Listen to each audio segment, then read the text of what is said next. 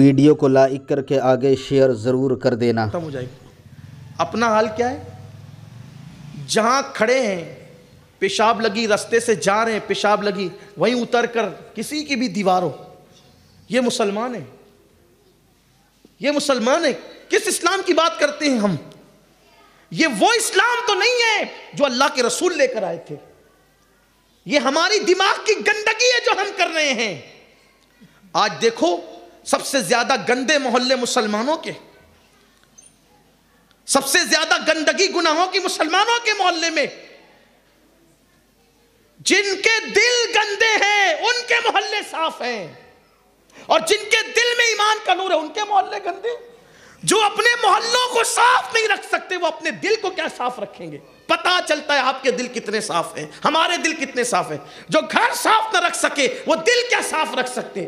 جو لباس صاف نہیں رکھ سکے وہ دل کیا صاف رکھ سکتے؟ مومن کے لباس کی پہچان ہے، اس کے لباس میں پیون تو ہوں گے لیکن کبھی داغ دھبے نہیں ہوں گے، کیونکہ میرے نبی کو اللہ نے فرمایا تھا وَثِيَابَكَ فَطَهِّرْ، اپنے لباس کو صاف ستھرا رکھیے۔ یہ اس کے لیے بیان آیا جس کو اللہ تعالیٰ نے طاہر و مطہر بنا کر کے بھیجا، مزکی بنا کر کے بھیجا۔ لیکن آج جہاں جی میں آیا تھوکا، جہاں جی میں آیا پیشاب کر دی، جہاں جی میں آیا کچرا پھینک دیا۔ امام اعظم ابو حنیفہ رحمۃ اللہ تعالیٰ علیہ کے جوتے سے نالین سے نجاست لگ کر کسی کے گھر کی طرف اڑ گئی، جب اڑ گئی تو اس کو دھونے لگے، گئی دھو دے اس کی حق تلفی نہ ہو جائے، اور وہ مسلمان نہیں تھا، وہ یہودی تھا، یہودی۔ دھونے لگے اس کو، اب دھوئے تو مٹی بہ گئی، سوچا تھا کہ دیوار پکی ہوگی، مٹی بہ گئی، مٹی بہ گئی تو اس کے اندر گڑا ہو گیا۔ ہم لوگ ہوتے تو بھاگ جاتے، چلیں بھائی نیکی کرنے جا رہے تھے، اب ہو گیا تو کیا کریں گے، چلو یہاں سے۔ نہ، لوگوں کا حال تو یہ کہ کسی کو مار دیتے، مر بھی گیا تو بھاگ جاتے۔ لیکن یہ اسلام ہے، یہ عالم عالم انما یخشی اللہ من عبادہ العلماء کا جلوہ دیکھو، جن کے دلوں میں اللہ کا ڈر ہے۔ حق کی ادائیگی کا انداز دیکھو، یہ نہیں کہ یہودی کی ہے، کافر کی ہے، یہ نہیں۔ گڑا ہو گیا، جب گڑا ہوا اس کے دروازے پہ دستک دی، اتفاق سے اس نے کئی 100 درہم امام اعظم سے قرض لے رکھا تھا۔ دروازے پہ دستک دی، اس نے دروازہ کھولا تو ڈر گیا، کہا حضرت میں بہت آپ کا مقروض ہوں، جانتا ہوں آپ پیسے لینے آئے ہیں نا، میں بعد میں دے دوں گا، مجھے کچھ مہلت اور دے دو۔ مسکرا کے فرمایا بھائی آج پیسے لینے نہیں آیا، میرے جوتے سے نجاست لگی تھی، میں نے جھٹکا تو تیری دیوار پہ چلی گئی، دھونے کی صاف کرنے کی کوشش کی تو گڑا ہو گیا تیری دیوار میں، اور یہ تیری حق تلفی ہو گئی ہے۔ جتنا قرضہ تجھ پہ باقی ہے میں وہ سارا قرضہ تجھے معاف کرتا ہوں، تو میری اس غلطی کو معاف کر۔ یہ علم والوں کی شان، اہل علم کی شان یہ ہے، یخش اللہ کا جزا۔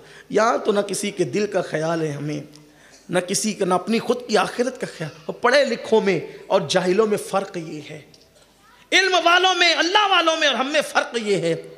تو کہہ رہا تھا کہ ایک لڑکی تھی، اور وہ بھی بادشاہ کی لڑکی، ایک بہت بڑے بادشاہ تھے، کرمان کے بادشاہ، شکار کا بہت شوق تھا۔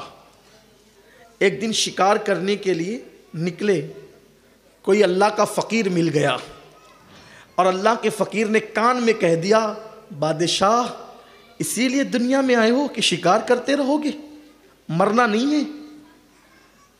اب ہم لوگوں میں اور اللہ والوں میں فرق یہی ہے، ہم لوگ 1.5 2 گھنٹہ چیخ پکار کے بولیں گلا بیٹھ جائے، لیکن کسی کی زندگی نہیں بدلتی۔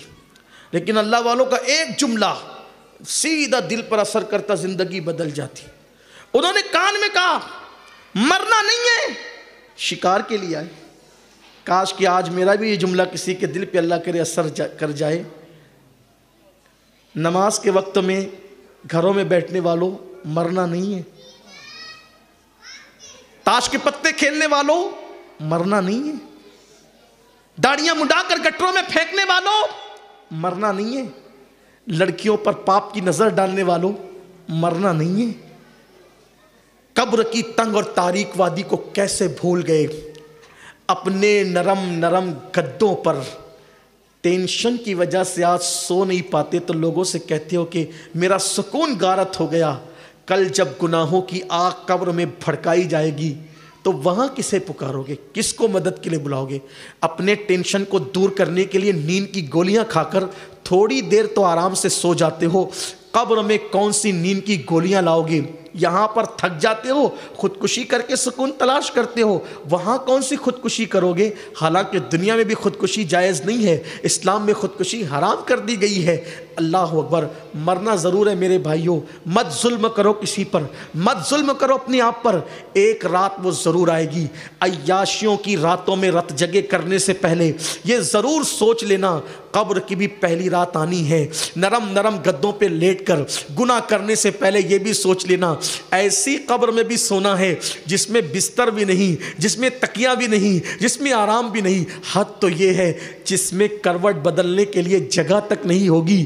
اگر اللہ ناراض ہے تو قبر جہنم کے گڑھوں میں سے گڑا ہوگا، اور اس کو راضی کر لیا، زندگی کا مقصد سمجھ لیا، تو پھر قبر اتنی بڑی ہوگی جہاں تک نظر جائے گی وہاں تک قبر کشادہ کر دی جائے گی، اور جنت کا بستر بچھا کر کے سلا دیا جائے گا۔ آؤ آؤ، اس دنیا میں ہمیشہ نہیں رہنا، ہم دنیا میں مسافر کی طرح ہے، یہ دنیا قیام گاہ نہیں ہے، یہ دنیا سرائے فانی ہے، جگہ جی لگانے کی دنیا نہیں ہے، یہ عبرت کی جا ہے، تماشا نہیں ہے۔ عیاشی آوارگی کب تک کرتے رہو گے؟ ایک دن جسم کا رشتہ روح سے ٹوٹ جائے گا۔ آوارگی مت کرو، موت آنی ہے، عیاشی مت کرو، موت آنی ہے، دولت کے نشے میں اللہ کے غضب کو چیلنج مت کرو، موت آنی ہے۔ کانوں میں ایئر فون لگا کے گانے غزلیں سن کر مٹکنے والوں، جوانی ہمیشہ نہیں رہے گی۔ جوانی اسی کو کہتے ہیں جو آ کر کے دھوکہ دے کر کے چلی جاتی ہے۔ جوانی میں پاپ مت کرو، اللہ کو ناراض مت کرو۔ جوانی کا ٹائم پاپ کے لیے نہیں، رب کو راضی کرنے کے لیے ہے، عبادت کے لیے ہے۔ آؤ اسے منائے، اسے راضی کرے۔ بہرحال اللہ کرے کسی کے دل میں بات اترے تو اس بزرگ نے کہا، بادشاہ اے شاہ کرمان، موت نہیں آئے گی تجھے؟ بس ایک جملے نے دل اچاٹ کر دی۔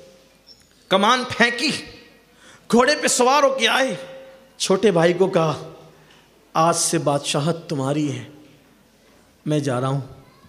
لیکن وہ لوگ کتنے اچھے تھے اس دور کے۔ چھوٹے بھائی نے کہا، بھیا اگر آپ مصروف ہو گئے کسی کام میں، آپ کی ہر ذمہ داری سنبھالیں گے، بادشاہت آپ نہ چھوڑیں۔ کہا نہیں، میں نے فیصلہ کر لیا ہے، تم بادشاہ ہوں گے، میں نہیں۔ کپڑے بھی دے دیے۔ کہا اچھا ٹھیک ہے، آپ جا رہے ہو نا، آپ جاؤ، بھابھی کو اور بھتیجی کو مت لے جاؤ۔ دیکھو یہ 4 سال کی گڑیا کتنی خوبصورت ہے، حسین ہے آپ کی بیٹی، آپ جاؤ گے جنگلوں بیابان میں، اس کا کیا ہوگا؟ کہ نہیں، جو چیز میں اپنے لیے پسند نہیں کرتا وہ اپنی بیوی اور اپنی بیٹی کے لیے کیسے پسند کروں گا؟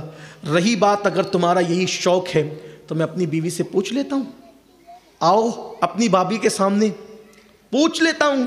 بیوی سے کہا، دیکھو اب بادشاہ سے میرا دل اچاٹ ہے، اب یار سے لگن لگ گئی۔ اقبال کہتے ہیں، دو عالم سے کرتی ہے بیگانہ دل کو، عجب چیز ہے لذت آشنائی۔